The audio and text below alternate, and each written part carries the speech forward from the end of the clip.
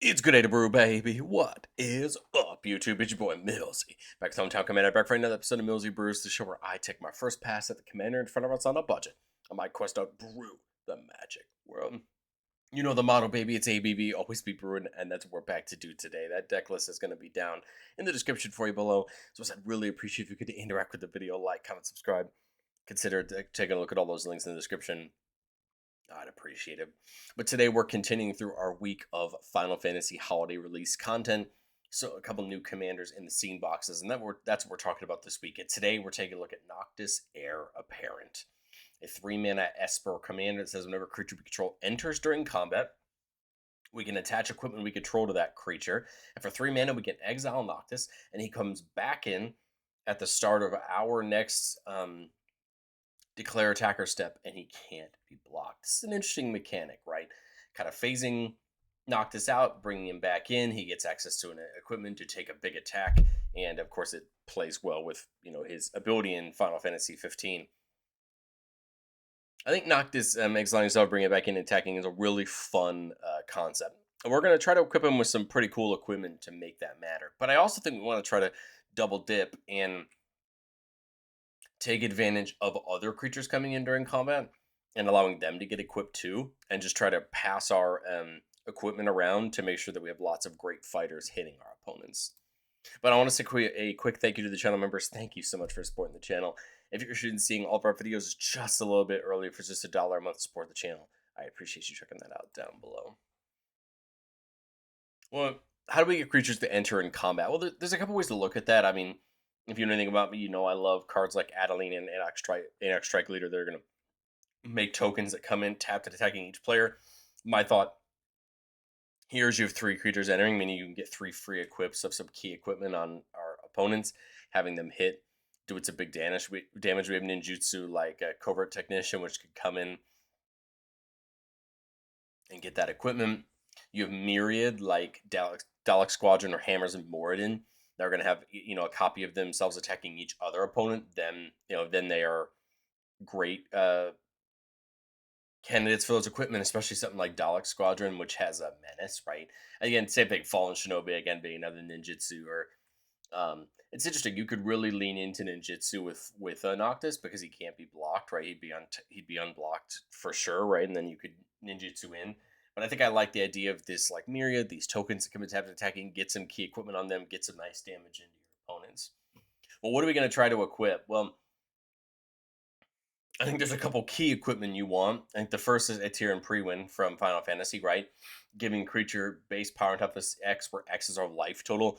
Should be a nice one-hit knockout with Noctis, depending on what our life total is, right? As long as we're above 21 life, Noctis will be able to deal as much command damage as we need to knock somebody out. Also, just great on one of the other creatures, right? If we need it to be that way. Black Blader Forge giving a buff for each land we control is a pretty nice buff. Caduceus would give Noctis lifelink and +5/+5 if we have 30 or more life, and prevent all damage to be dealt to him. Indestructible is huge too, preventing just a little bit of that removal that could be given on him. I think Colossus Hammer is another pretty obvious one. +10/+10 and can't gain in and loses flying. Excalibur +10/+0 in vigilance. Genji Glove gives double strike and gives an additional combat. Pretty fun to allow you to take an extra combat and get more damage with Noctis. I think the big thing to remember is that it can't be blocked to that combat. So if you take an extra combat, it could then be blocked. But hopefully with the equipment you have on it, right, it's going to be a hard threat. Leyline Axe giving +1/+1 double strike and trample. Machinist's Arsenal giving a buff for each artifact we control. Masterwork of Ingenuity can come in as a copy of any other equipment, meaning we could potentially have 2 copies of some of our equipment for some big damage. Quite a spike. Whenever that creature hits at a player, they lose half their life, rounded up. Another pretty fun one, right? Really taking our opponents down for some big damage. Key to the Vault says whenever that creature hits a player, we look at that many cards at the top and we get to play one for free. Pretty nice, right? Could dig deep, hit some pretty cool things. And then Wrecking Ball Arm could just turn him into a 7/7. Again, needing less hits to get towards that command damage threshold if we have that. But again, with unblockability, that's still going to be a nice big hit. But I think the other big thing in a deck that cares about equipment is to make sure we play cards that care about equipment. I think Arden is always a go-to to me in white, allowing you to just attach any number of equipment you want to one of your creatures if possible. I like this because there may be a combat where we don't get to blink out Noctis, and so we could just load him up with all our equipment and just take that big attack. Armored Skyhunter as attack's going to go digging deep for equipment, and if it finds an equipment, we get to attach it to a creature we control, right? If this is attacking alongside Noctis, it could actually bring one in and buff Noctis up.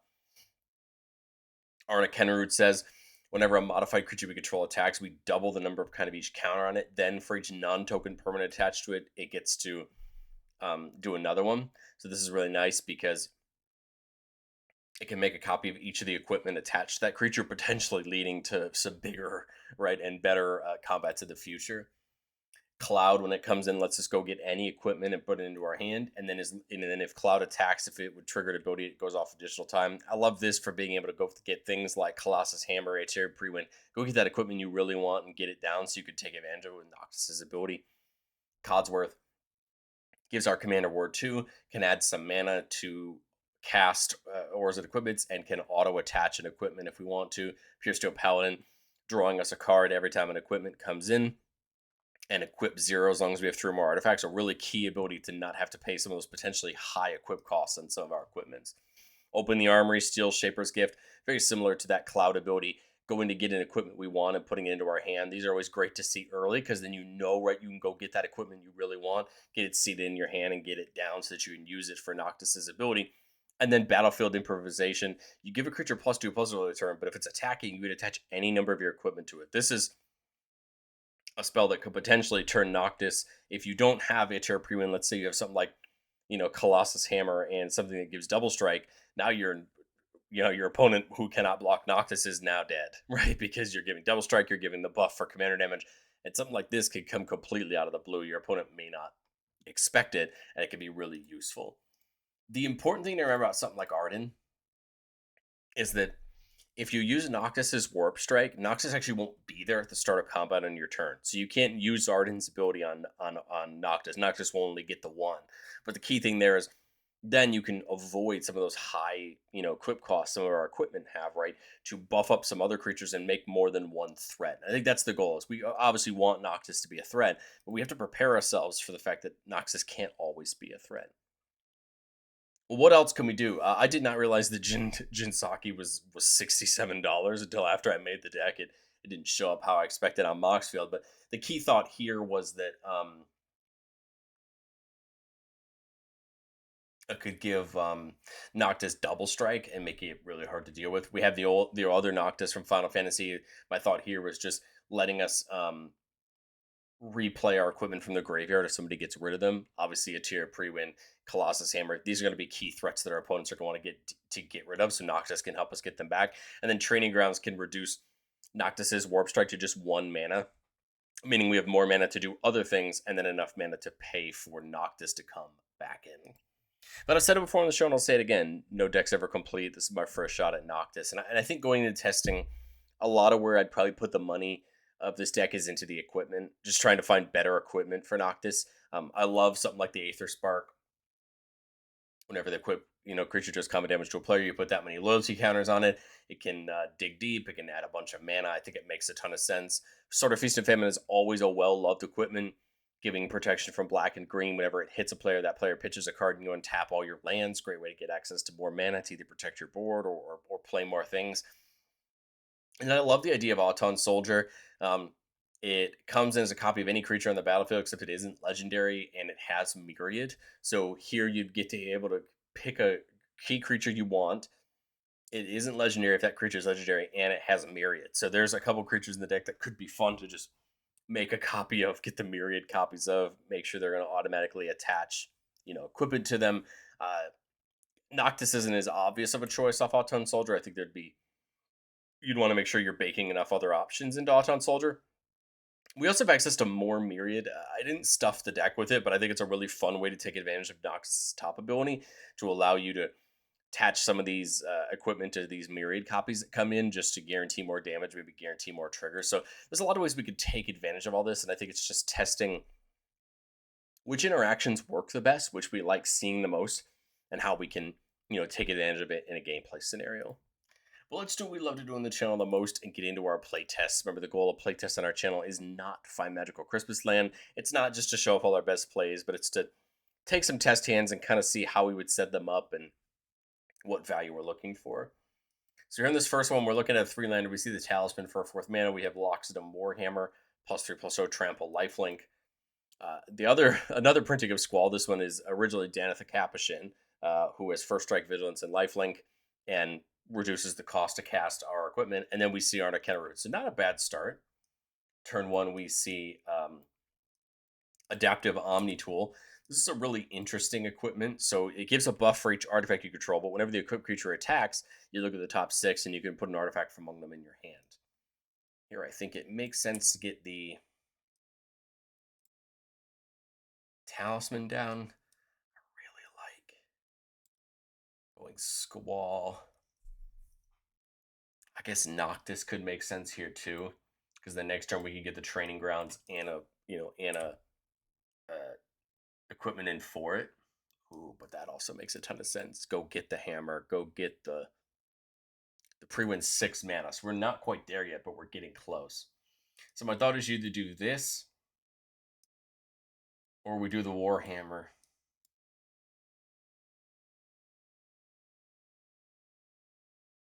Could go Squall plus the Omni Tool. Let's try to think. This is just going to reduce this to 1 mana. So I'd have 2 mana to spare. That's what I was just trying to think of. What can I do? I guess you could go do the Armory, but it feels weird to set that all up and then not do it. Maybe Squall plus the Grounds. Try to reduce them next turn so we can get them in.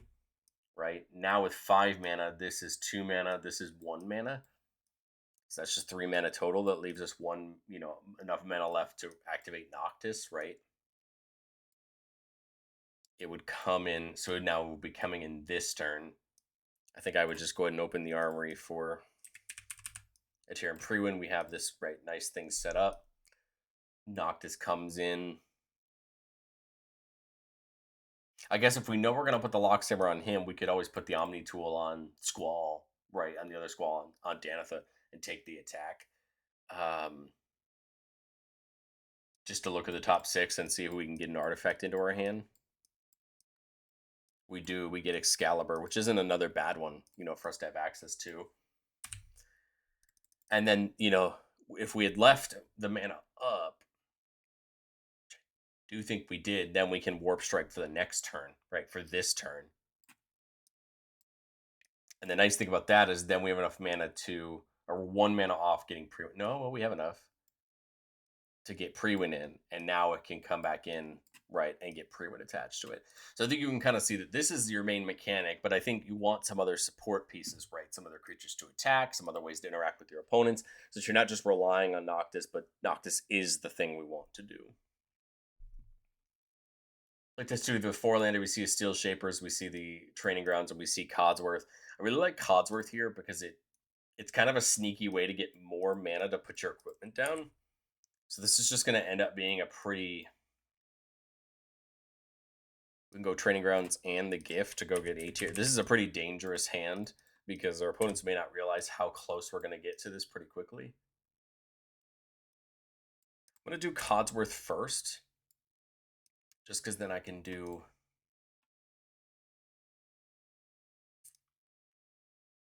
Noctis. I could still activate him and still play the Regalia. So now as I activate him this turn, I can then put down the pre-win, right? And he's going to come in and get the pre-win attached. Now we could put the Regalia on Codsworth if we want to, but I don't think we need to. I think this is just going to present a nice threat. It actually doesn't leave us up enough mana to do this again. And I think Codsworth giving him Ward 2 should help with him not getting removed in combat. But I mean, that's the next threat point, is can he get removed before he connects with the damage off the pre-win, right, to do that. I mean, it gives your opponent something to look forward to, or at least try to defend against, right, as we do that. Playtest 3 here, 3-lander with There's the Pure Steel Paladin, so pretty nice way to get that equipped for free.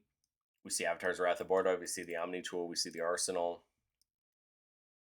I like the Arsenal for... I like the Arsenal as a nice way to get attached to Noctis if you have enough artifacts out, right? It's a nice, cheap little way to do that. I think I'll just get the Omni Tool in and draw just to see what we get into. this turn. I thought it's either Sky Hunter or this into Noctis, right? Oh, this into Noctis just and see if that line makes more sense. So here, turn 5.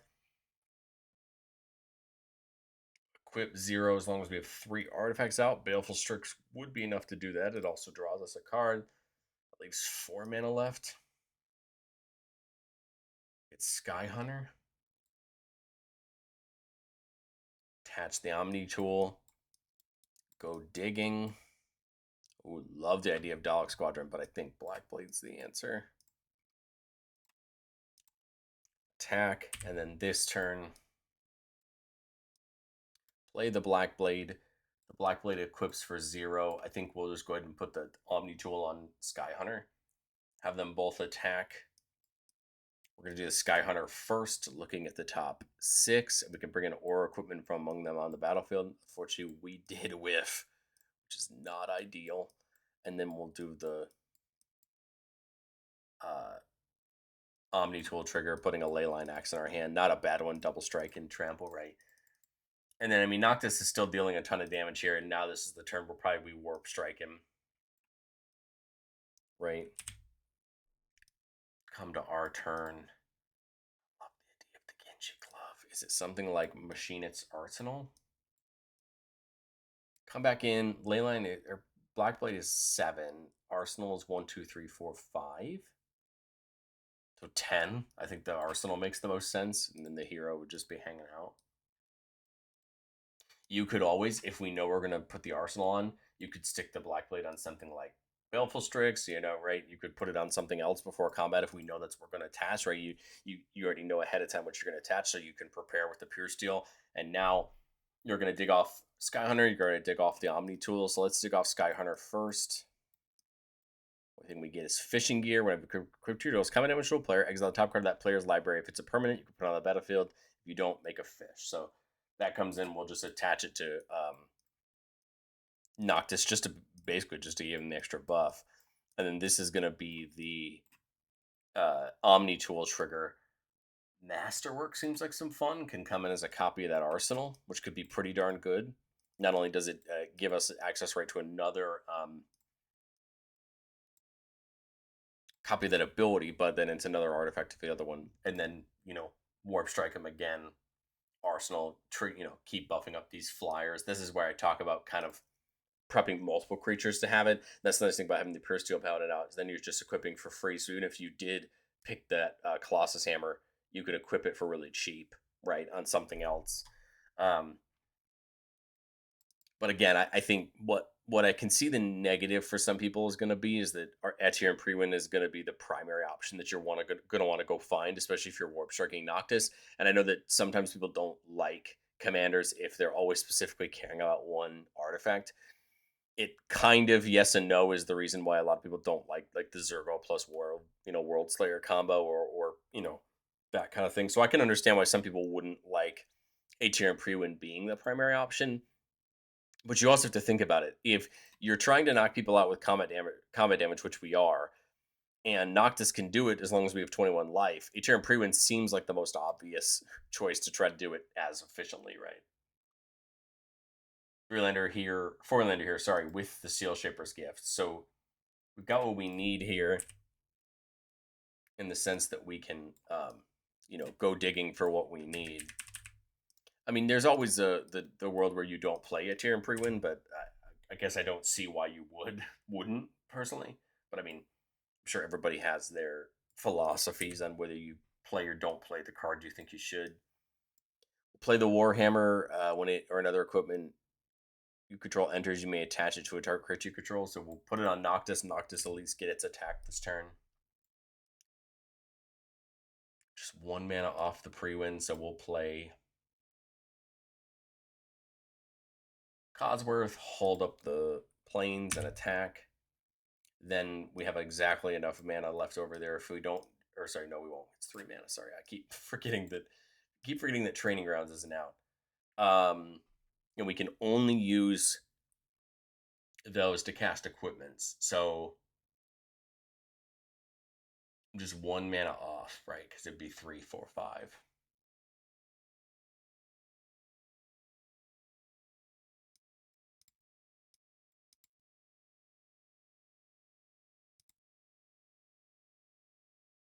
I think I just get pre-win down and attack. It feels weird, but I think you just do it, and now you prepare yourself. The other really nice thing about this Warp Strike ability is it also protects Noctis, if you think about it.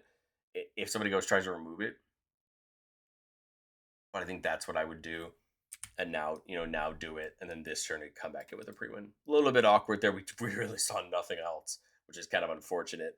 But again, that's the reason why we do the playtest is because you want to see, okay, well, if I get a really bad hand, like what do I have access to? Do I need more card draw on the bad hands? Things like that. And I think you can better tailor your deck to having more card draw, more ways to go search things out, or more ways to draw through, maybe more combat damage draw triggers, since you're going to be hitting with Noctis at minimum, if not more.